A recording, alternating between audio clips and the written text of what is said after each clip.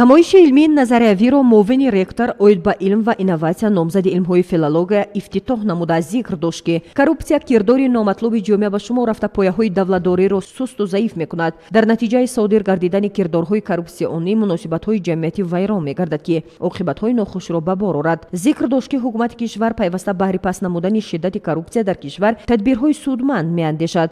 аз ҷумла дар ин сам як қатор қонунҳо ва санадҳои меъёрии ҳуқуқӣ ба талаботи замони муосир ҷавобгӯ қабул гардида неҳоди махсус гардонидашудаи давлатӣ бо номи агентии назорати давлатии молиявӣ ва мубориза бо коррупсия таъсис дода шудааст. намояндаи агентии назорати давлатии молиявӣ ва мубориза бо коррупсия дар вилоят бобати пешгирии коррупсия маълумот манзур намуда зикр дошт ки муқовимат бо коррупсия ҷузъи муҳими сиёсати ҳуқуқии давлат ва ҳукумати ҷумҳурии тоҷикистон ба ҳисоб рафта ташаккули заминаҳои ҳуқуқиву ниҳодӣ ва ҷалб намудани аҳли ҷомеаро тақозо намуда он ба гурӯҳи ҷиноятҳое дохил мешавад ки бо мурури замон рушд ёфта содиршавиаш бештар ба вазъи иқтисодии давлат алоқамандӣ дорад.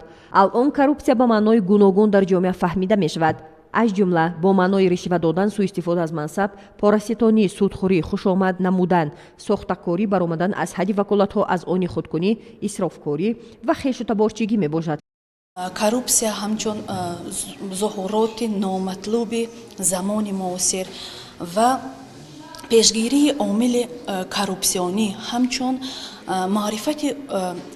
маърифати ҳуқуқии шаҳрвандон ва инсон баррасӣ гардиданд. дар идомаи ҳамоиш роҳбари намояндагии ваколатдор оид ба ҳуқуқи инсон дар вилояти мухтори кӯҳистони Бадахшон баромад намуда зикр дошт ки ҷумҳурии Тоҷикистон бо ба даст овардани истиқлоли давлатӣ ва ташаббусҳои созандаи президенти кишвар муҳтарам Эмомалӣ Раҳмон қадамҳои устувори худро дар самти мубориза бо коррупсия гузошта барои пешгирӣ аз ин вабои аср тамоми заминаҳои ташкиливу ҳуқуқиро фароҳам овардааст. коррупсия ба пешрафти ҷомеа ва рушди нумӯи он зарба зада эътиқод ва боварии мардумро ба сохторҳои давлатии волояти қонун сахткоста мегардонад. ба иқтисодиёти ҳар як хонавода ва давлат зарари вазнин расонида адолати иҷтимоиро аз байн мебарад. агар ҳар як фарди Тоҷикистон ва субъектҳои мубориза бо коррупсия дар ҳамдастӣ бар зидди ин зуҳуроти номатлуб мубориза баранд, хавфҳои ришватситонӣ дар ҷомеа кам хоҳад шуд. ҳамчунин дар кори ҳамоиш муаллимаи калони кафедраи таърих ва ҳуқуқ низ дар мавзӯи таърихи пайдоиши коррупсия маълумот манзур намуд.